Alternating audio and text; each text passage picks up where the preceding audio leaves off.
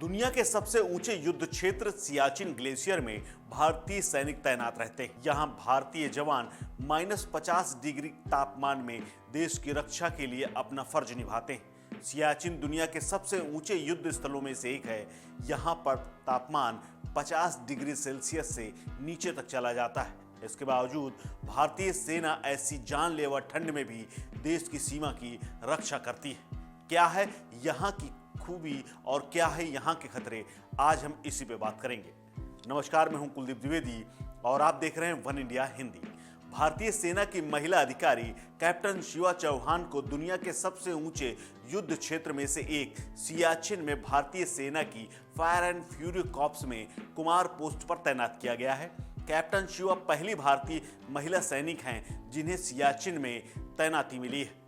यही सियाचिन जिसकी समुद्र तल से ऊंचाई लगभग 18,000 फीट से ज्यादा है। इस पोस्ट के लिए सबसे बड़ी बात यह है कि यहाँ दूर दूर तक मीलों तक बर्फ फैली है और कब बर्फीला तूफान आ जाए कोई नहीं जानता। यहाँ की भौगोलिक स्थिति की बात करें तो सियाचिन ग्लेशियर हिमाचल में पूर्वी काराकोरम रेंज में स्थित है। एक बड़ा ग्लेशियर भी है जो भारत और पाकिस्तान की सीमा के बीच फैला हुआ है। ये काराकोरम में सबसे लंबा ग्लेशियर है और दुनिया के नॉन पोलर क्षेत्रों में दूसरा सबसे बड़ा ग्लेशियर कहा जाता है। भारत के पूर्वी लद्दाख क्षेत्र के में स्थित सियाचिन ग्लेशियर लगभग 76 किलोमीटर यानी 47 मील लंबा है और समुद्र तल से लगभग 5,753 मीटर यानी 18,875 फीट की ऊंचाई पर स्थित है और अत्यधिक ठंडे मौसम के लिए जाना जाता है। सियाचिन में पारा -50 डिग्री तक पहुंच जाता है। सियाचिन की सामरिक भूमिका शाकगाम घाटी, काराकोरम दर्रा और अक्साई चीन के मध्य में स्थित होने के कारण सियाचिन रणनीतिक रूप से भारत, पाकिस्तान और चीन इन तीनों देशों के लिए महत्वपूर्ण है। पाकिस्तान और चीन द्वारा की जाने वाली घुसपैठ को रोकने के लिए सियाचिन पर भारत का नियंत्रण बेहद जरूरी है। पाकिस्तान और भारत के बीच line of control point NJ 9842 Siachen glacier के दक्षिण में स्थित है। सियाचिन उत्तरी भारत के लिए ताजे पानी का एक बहुत बड़ा स्रोत भी है और सियाचिन पर नियंत्रण भारत को ग्लेशियर से पानी का सही तरह से नियंत्रण करने की सहूलियत देता है। सियाचिन एक महत्वपूर्ण भूमिका भी निभाता है। दरअसल इसके पूर्व में काराकोरम पर्वत श्रृंखला में स्थित ये K2 सहित दुनिया के कुछ ऊंची चोटियां हैं। इस क्षेत्र पर नियंत्रण भारत को सैन्य निगरानी रखने में सहायता देता है।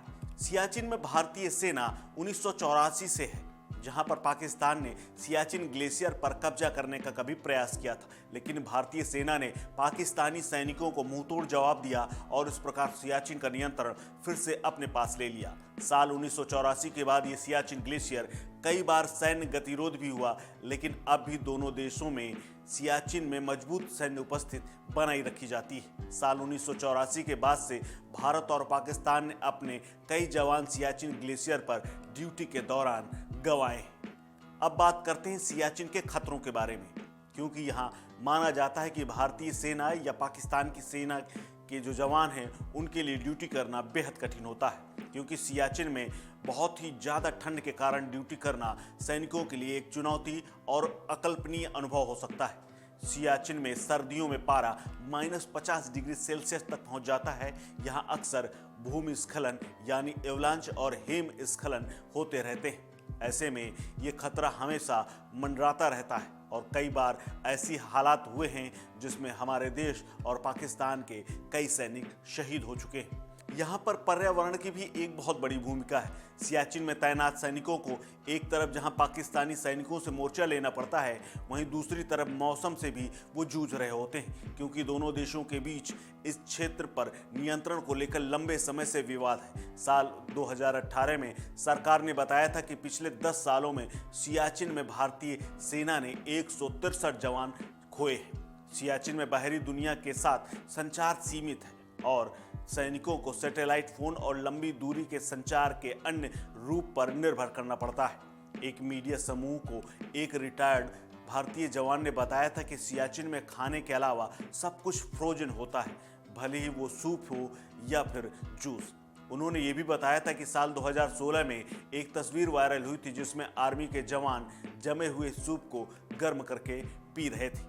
इसके अलावा भारतीय सेना के रिटायर्ड जवानों ने यह भी बताया था कि पानी के लिए जवान बर्फ को पिघलाकर और फिर उबाल कर पीते हैं। उन्होंने ये भी बताया था कि सियाचिन में हर दिन खाने के सामान की डिलीवरी सुबह 5 बजे से 7 बजे के बीच हेलीकॉप्टर से होती है, क्योंकि इसके बाद सियाचिन में हालात इतने खराब हो जाते हैं कि यहाँ पर हेलीकॉप्टर भी उड़ नहीं सकता है।